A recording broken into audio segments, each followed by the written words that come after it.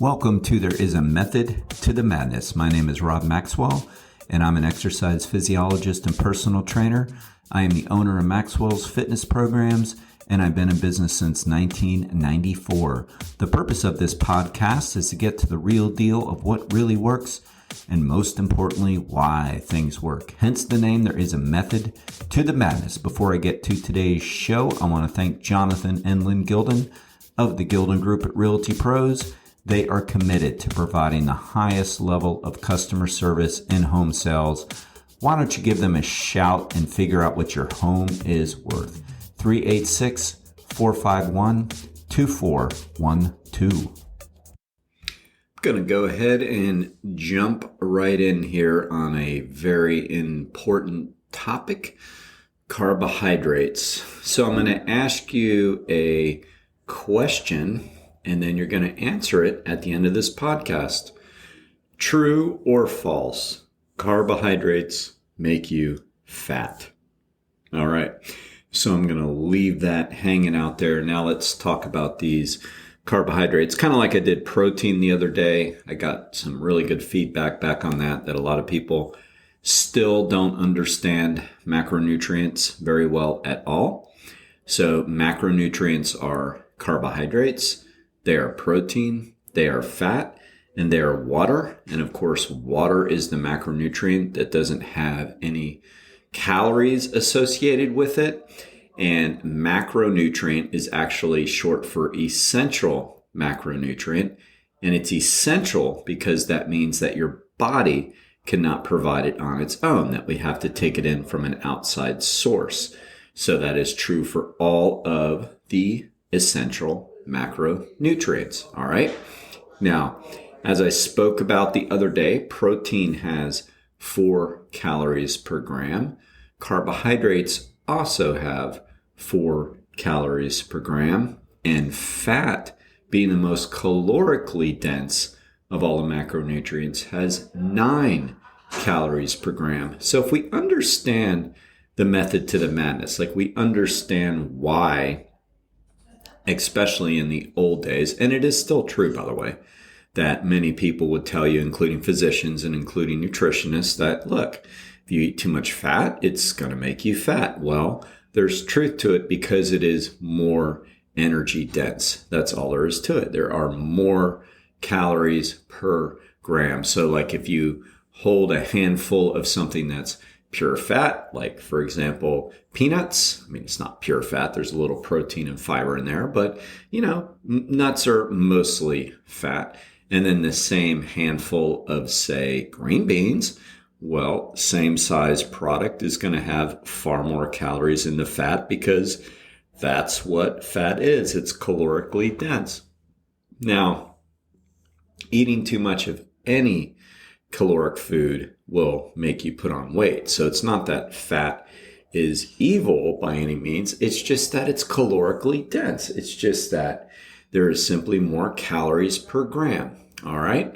Now, again, today is about carbohydrates, but I just wanted to make that clear about the calories and the macronutrients. All right. So carbs have 4 calories per gram. Carbohydrates' main function is to provide energy to the cells. It's how we reproduce ATP aerobically and anaerobically is through carbohydrates. So if we don't eat carbs, we don't have energy, plain and simple. Now, carbs are kind of cool and they're a little bit different because we actually store carbohydrates for later energy. Now, we store fat too, but that is called adipose tissue, but that is why we store it for later use. Now, again, our bodies are not made for 2025. They are made for historic times. They're made for way, way, way back when, basically we had to survive on literally what we could kill to eat or pick to eat or whatever. So that's what adipose tissue is. It is just stored energy. But carbohydrates are also stored in the body, and they're stored in the way of what is called glycogen. Glycogen is stored glucose or stored carbohydrates. Now, we can store up to 500 grams, which is 2,000 calories of carbohydrates in our body. That's a lot. We can store 400 grams of carbs in all of our muscles and then another 100 in our liver. So that's a lot of carbs in the bank that we can store. That is a good thing. And that is our primary energy source. Primary energy source. So when we are working out, when we are walking, when we are running, whatever, we're using the stored glycogen for energy. Very critical to understand that. All right. Now, another way carbohydrates are used are for immediate energy. And you would think of, say, sugar for that. It's not necessarily immediate, but it does absorb faster than the other nutrients and we get it into our bloodstream. But our primary source of energy from carbohydrates still comes from the glycogen. So in other words, let's say you run out because you've been jogging for 2.5 hours. Now, most people will run out of all of their glycogen, if not replaced, within 2 hours. We have a 2-hour storage unit of continuous exercise of carbohydrates in the way of glycogen. 2 hours, most people. Depends a little bit on the intensity, of course, and the size, because everybody's a little bit different. If you weigh more, you're going to store a little more glycogen. All right. But again, about 2 hours, if we're in continuous active cardio movement, we're going to run out of glycogen. All right. So you think, well, that's okay. My friend carries a gel, a goo, a carbohydrate goo and gel. So when you run out, he's going to pop it. He'll have energy. It's not the way it works. It's not the way it works at all. We can't actually burn the immediate sugar without the presence of glycogen. We need the glycogen. It's going to take a bit for us to get that sugar we just consumed into the bloodstream. So it just doesn't work that way. So the reason why people carry glycogen, or I should say glucose, in the way of either energy gels or energy goos or electrolyte drinks with sugar or sports drinks, is because they want to utilize what is called glycogen sparing. So when we take in a form of glucose or what is called glucose polymers while we are exercising, we are sparing the glycogen so we can hold on to the glycogen. Because if all the glycogen is gone, that is called the bunk or hitting the wall. We are literally out of energy. Now, in the very olden days, before like nutrition became a big part of exercise, and they were kind of like two separate disciplines, running coaches and endurance coaches used to tell people, well, these people are hitting the wall in a marathon, meaning they get to about mile 20 and they literally can't go on, or their pace just drops dramatically to where they walk. And the old thinking was, well, they're just not trained. They haven't run enough miles. They don't have enough endurance to push through this wall. And of course, that's absolutely silly. What was happening was they were running out of glycogen and they just didn't know. And back then they would just drink water, not all of them. I mean, of course, people figured it out along the way, but that's what the wall came from. Hitting the wall had nothing to do with your training and had everything to do with your nutrition on race day and leading up to race day, because we really need to have our tanks full before we do any kind of events like that. So, it's very important to understand glycogen and glucose's role in things. All right. So there are all different kinds of carbohydrates. There are monosaccharides, there are disaccharides, and there are polysaccharides. Now, when the carbohydrate eventually gets broken down into your bloodstream where it can be utilized for fuel. So if the glycogen gets broken down, you start utilizing it for fuel. Or if you're taking in a glucose polymer, that monosaccharide happens to be glucose. So everything gets broken down to glucose in your bloodstream. That's what your body uses for fuel. So when you go in and you get your lab work, they're going to check your fasting glucose levels. So that's the immediate energy you can use in your body. Now, disaccharides are two different monosaccharides combine together to form a slightly more complex carbohydrate. And then polysaccharides are more than two, and that is the most complex type of carbohydrate. And polysaccharides are mostly thought of as, say, starch or complex carbohydrates and fiber. Okay, so that's what they are. But eventually, with the exception of fiber, they all get broken down into glucose. All right, so we need the glucose. Now, carbohydrates are the only fuel that can be used for anaerobic energy. Very important to understand that.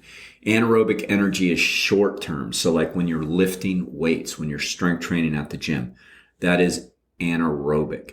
When you are biking hard up a hill that takes maybe 90 seconds to 2 minutes or so, that is anaerobic. When you're doing a set of squats, that is anaerobic. So carbohydrates are the only fuel that can fuel anaerobic metabolism, whereas aerobic metabolism is fueled by both fat and carbohydrates.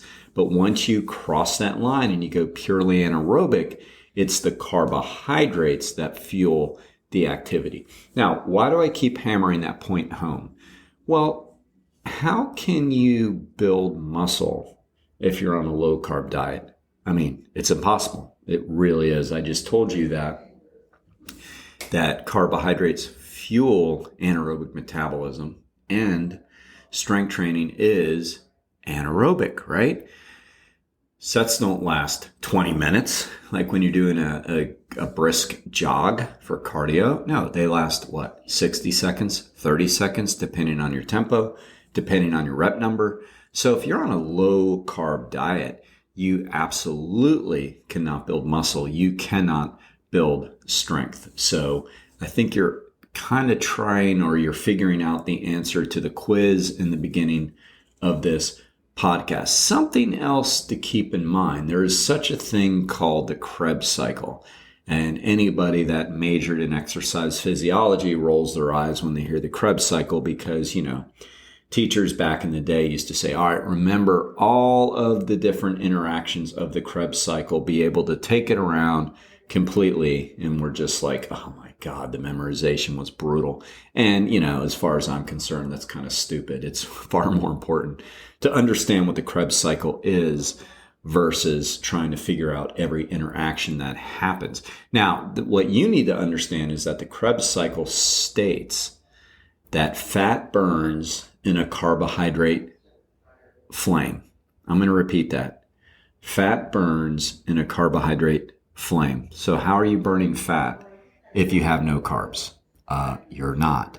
So you're breaking down muscle, which we call gluconeogenesis. When you break down muscle, gluconeogenesis, that's not good. And then that fuel is used to basically keep going and help burn fat. So you're burning muscle to burn the fat because your body is producing the carbohydrate from your muscles being broken down with the proteins. That's not good. Now, you might then go, oh, so I can eat as many carbohydrates as I want to. No, that's not what this is saying. Like, we live in such an all or nothing society these days, and I guess because people have a really hard time making decisions for themselves. I mean, I think we've been kind of trained to be that way. I don't know. And you know what? Who cares why? But that's just how things are. People are either far left or they're far right. They're either, complete paleo or they're complete carbs only. And it's like, none of it is true and all of it is true. And what that means is that, yes, we need carbohydrates. Without them, we can't fuel anaerobic exercise. Without them, we can't appropriately burn fat. Without them, we have no energy. And if we eat too many of them, we'll get fat.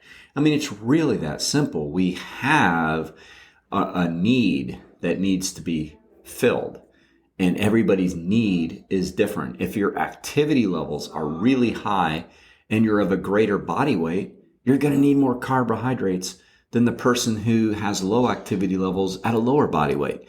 It really is just that simple. Figuring it out is also simple. It's hard, but it's simple. How do you know? Well, you keep track and you focus on your gym numbers. Are your numbers going up? Are you getting stronger? You focus on your cardio. Are you improving your fitness wise? Do you have energy? So those are clues. And if you're doing all those things and you are gaining weight and you don't want to gain weight, well, guess what? You're eating too many carbs, probably fat and everything. So to find your balance, like everything in life, is trial and error. Just understand the concepts that if we eat too many, we're going to gain weight. And that's why, well, that's not why they get a bad name. I'll tell you why in a second why they get a bad name. And if we don't eat enough, we have no energy. I think the reason why they get a bad name is mostly comes down to the fact that they are the easiest food for any of us to overeat. Number one, they digest the easiest. So they're easiest on the digestive system. I talked the last time about protein being 92% absorbable, meaning that we don't digest all the protein. So, that's inefficient, but at the same time, that's also a little tough on your gastro system, right? And fat is really hard to break down. There's all these different components to fat that need to be broken down. That doesn't happen with carbohydrates. For example, carbohydrates are the only macronutrient where digestion and absorption literally begin in the mouth. Literally. There's what is called salivary amylase in your mouth that helps break down the carbohydrates where it's digested literally. That's why some people put sugar under their tongue if they're kind of feeling lightheaded. And it works. So, it's easy to digest. So it goes down easy. It sits easy. Of course, unless you overconsume sugar. But again, that comes down to overconsumption. Then the other reason why they're easy to eat is they taste good. I mean, come on, who wouldn't rather just pig out on, I'll speak for myself, I could easily eat a bag of bagels, right? How many bagels are in a thing? 5, 6? I don't know. It doesn't matter. If I was showing zero discipline, zero control, I could eat it. I could eat the whole thing. What are they, 270 calories a piece? Easy. I could do that. The Lender's ones. Now say, okay, so take the same amount of food, the shape, the size, and do that with steak. No way. Be sick. No way I could do it. So they're just easier to overeat. They taste better. And yes, there are different kinds of carbohydrates that are better for you, but still, speaking from a quantity perspective, if we overeat them, we will gain weight. If we undereat them, we will have no energy and we will underperform. We have to find the right balance. So yes, even though there are qualities of carbohydrate versus other types of carbohydrate. For example, watermelon is almost pure sugar and water, not a lot of complex, actually zero complex carbohydrates and almost zero fiber. So, that's not the greatest carbohydrate to eat in the world. Better carbohydrate would be to have a good grain, whole wheat bread, sourdough bread, rye bread, rice, potato, like those are better because they're more polysaccharides or complex carbs versus simple. All of this is true. At the same time, though, your body sees a carb as a carb. And we have to remember that if we don't eat enough, we won't have energy. If we eat too many, we will put on weight. So are carbohydrates bad for us? No, of course not. Right? You better have gotten your true and false correct. Carbohydrates are good for us. We want good carbohydrates. We do want high fiber food. We simply have to exercise our control muscles. Okay? So let's work on that this week. How do we become thinkers for ourselves and understand that this whole, system of either or isn't really what life is all about. All right? Eat your carbs. Just don't eat too many. Thank you for listening to today's program. I ask you to please follow the show wherever you get your podcasts, and please select automatic download because that really helps the show. Now I want to thank Overhead Door of Daytona Beach, the area's premier garage door company. They have the best product. They have the best service. I personally vouch for Jeff and Zach Hawk, the owners. They are great people with a great company. If you have any garage door needs, please give them a shout at 386-222-3165.